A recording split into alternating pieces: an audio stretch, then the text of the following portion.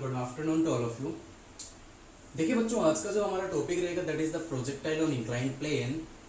Projectile का ये तीसरा टाइप आता है। इससे पहले हमने जो भी वीडियोस डिस्कस की है, जो भी टॉपिक हमने डिस्कस किए हैं, प्रोजेक्टाइल मोशन हमने किया एंगुलर का, फिर हमने हॉरिजॉन्टल प्रोजेक्टाइल किया था। अगर आप इस तरीके से ना समझ पा रहे हो तो सीधे सीधे मैं बात करता हूँ। स्टार्टिंग में मैंने करवाया था आपको ग्राउंड टू ग्राउंड प्रोजेक्टाइल, जिसको बुक के अंदर नाम दिया गया है एंगुलर प्रोजेक्टाइल। क्लियर? उसका हमने time of flight, horizontal range, maximum height, velocity वगैरह सब कुछ निकाले और अलग अलग टाइप के हमने उसके ऊपर न्यूमेरिकल्स भी सोल्व किए। दूसरा टाइप मैंने आपको करवाया था, उसमें बुक के अंदर हॉरिजॉन्टल प्रोजेक्टाइल के नाम से दे रखा है, बट मैंने आपको करवाया था प्रोजेक्टाइल फ्रॉम हाइट, यानी ऊपर से अगर कोई चीज़ नीचे की तरफ प्रोजेक्ट होती हुई आती है तो उस समय भी हमने उसके time period, time of flight, सब कुछ एक इंपॉर्टेंट पैरामीटर हमने डिस्कस किए थे, न्यूमेरिकल सोल्व किए थे। आ जाता है आपका third projectile, that is the projectile on inclined plane. इसका थ्योरेटिकल पोर्शन मैं करवाने जा रहा हूँ। थ्योरेटिकल पोर्शन अगर आपको समझ में आ गया तो आगे इतनी दिक्कत नहीं आएगी।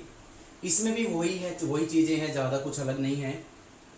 कंसेप्ट को आपको समझना पड़ेगा। उसके बाद इसमें time of flight, horizontal range, maximum height वगैरह सब कुछ इसमें भी निकालेंगे हम, ठीक है। लेकिन थोड़ा सा मैथमेटिकल पोर्शन इंक्रीज हो जाएगा हमारा। तो बड़ा सिंपल सा ये लॉजिक है, ज़्यादा कुछ डिफरेंस नहीं है इन तीनों में। तो मैं थोड़ा सा बेसिक सा देख लीजिए एक बार। देखिए, एक मैंने करवाया था ये वाला projectile, ground to ground projectile. एक प्रोजेक्टाइल हमारा ये वाला आया था, और आज जो मैं प्रोजेक्टाइल करवाने जा रहा हूँ दैट इज इंक्लाइंड प्लेन। ये आपको समझना पड़ेगा, और इसमें बहुत सारी चीज़ें ऐसी आएंगी जो आप पहली बार पढ़ोगे, जो बिल्कुल नई होगी आप लोगों के लिए, ठीक है। और इस चीज़ का कंसेप्ट आपको third unit laws of motion में देखने को मिलेगा, तो आप यहाँ से इसको सीखिए प्लीज। तो देखते हैं प्रोजेक्टाइल ऑन इंक्लाइंड प्लेन। सबसे पहले हम एक इंक्लाइंड प्लेन बनाते हैं। यहाँ पे मैंने ये इंक्लाइंड प्लेन बनाया, इसको थोड़ा सा बड़ा बना देते हैं क्योंकि डायग्राम है। इस वाली वीडियो में मैं आपको जस्ट कंस्ट्रक्शन और इसके डायग्राम को एक्सप्लेन करूंगा, जहाँ पे बहुत सारी चीजें आपको देखने को मिलेगी।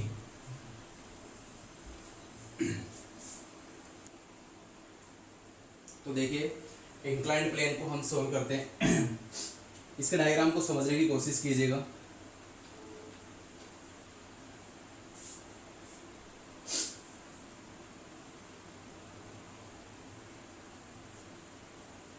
ये मैंने एक इंक्लाइंड प्लेन बनाया है जो कि हॉरिजॉन्टल एक्सिस के साथ थीटा डिग्री का एंगल बनाता है। क्लियर?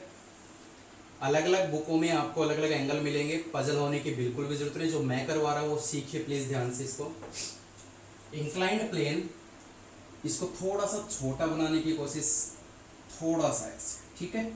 चलिए, यहां से आपने एक बॉल को फेंका, एक ऑब्जेक्ट, एक बॉडी, कुछ भी, कोई भी ऑब्जेक्ट को आपने यहां से प्रोजेक्ट किया।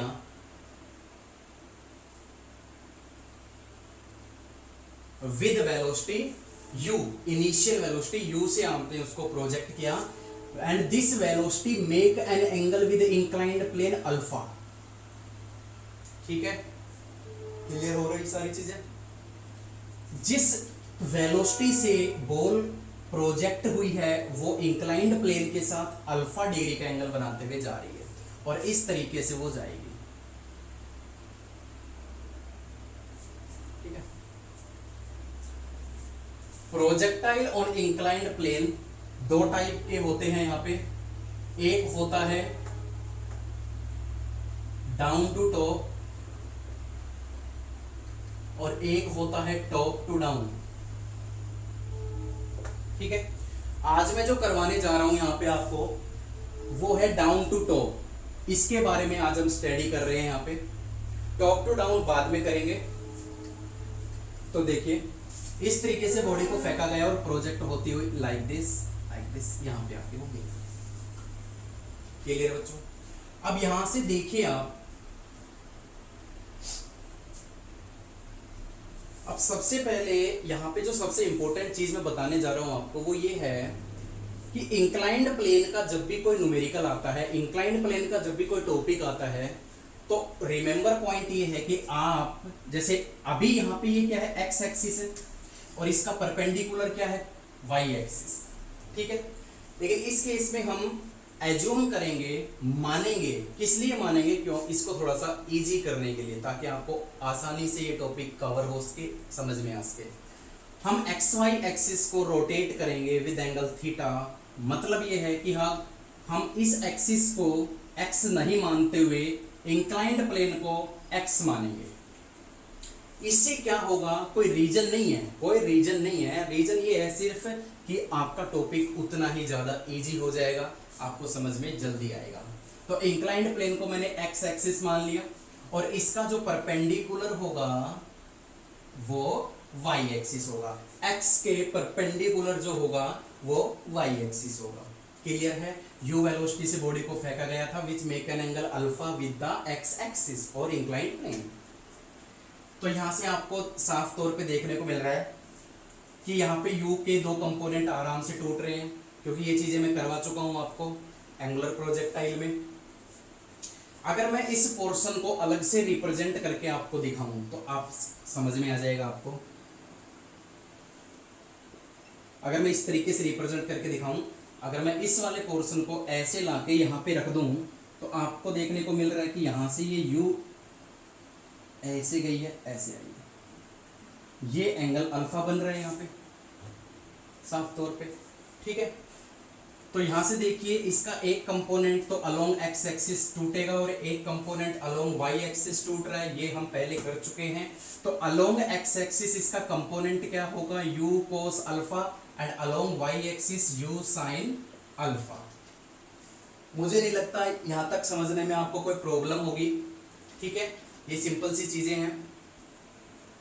ठीक है, जैसे कि यहाँ पे अगर मैं इसको रिप्रेजेंट करता हूं तो u cos अल्फा आपने पढ़ा है और ये u sin अल्फा आपने पढ़ा है।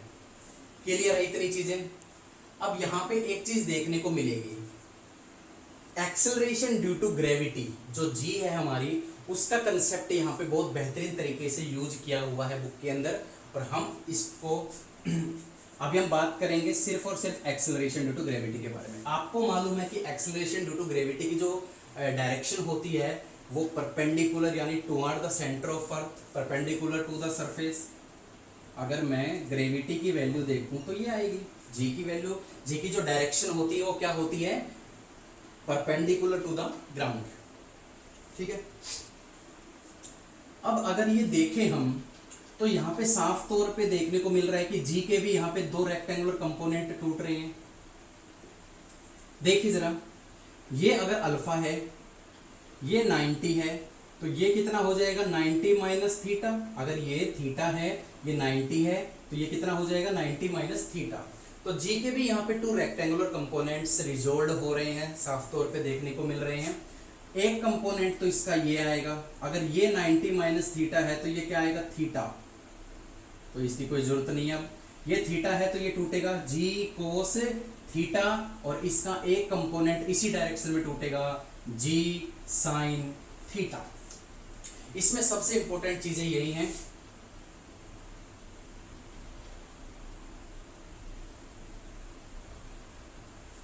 ठीक है, यानी बॉडी उधर जा रही है और ग्रेविटी किधर लग रही है, जी साइन थीटा, उसके अपोजिट डायरेक्शन में, अगेंस्ट। अब यही चीजें अगर मैं यहाँ पे रिप्रेजेंट करता हूं तो देखिए क्या मिल रहा है देखने को, एक्स एक्सिस के परपेंडिकुलर क्या लग रहा है, जी कोस थीटा। एक्स एक्सिस के परपेंडिकुलर नीचे की तरफ क्या लग रहा है, जी कोस थीटा। क्लियर है ये चीजें। और एक्स एक्सिस के अपोजिट डायरेक्शन में क्या लग रहा है, जी साइन थीटा। एक्स एक्सिस के अपोजिट डायरेक्शन में जी साइन थीटा।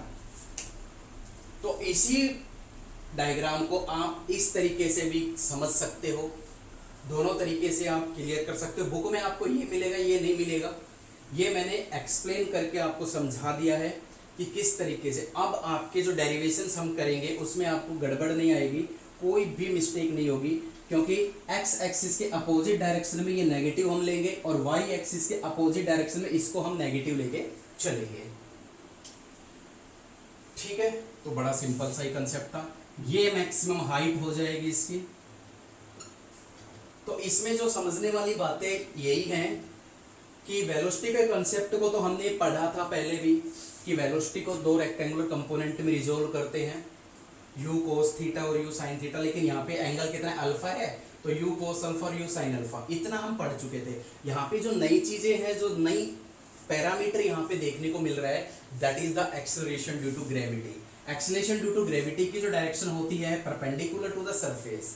सो इंक्लाइंड प्लेन के अकॉर्डिंग हम देखें तो इसके दो रेक्टेंगुलर कंपोनेंट्स रिजोल्व हो रहे हैं। सबसे इंपॉर्टेंट कंसेप्ट आपको ये एंगल निकालना आना चाहिए, ये थीटा, ये 90 माइनस थीटा, तो ये थीटा ही बचेगा क्योंकि ये कंप्लीट एंगल 90 डिग्री का होता है।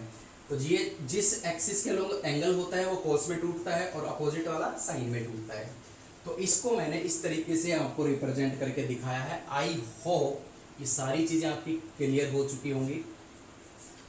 ठीक है, सारी वही चीजें हैं, यहाँ से जब जहाँ बॉल जाके गिरेगी वो उसका हॉरिजॉन्टल रेंज बन जाएगा, ये इसकी मैक्सिमम हाइट है, यू इसकी इनिशियल स्पीड है, सारी चीजें वही हैं। अलग अलग कंडीशंस में हम इसके पैरामीटर्स को निकालेंगे, time of flight, maximum height, horizontal range. ठीक है, तो आई होप ये थ्योरेटिकल पोर्शन आपको क्लियर हो गया होगा। तो आज के लिए इतना ही है, इस डायग्राम को ही समझाना मेरा मकसद था आज का।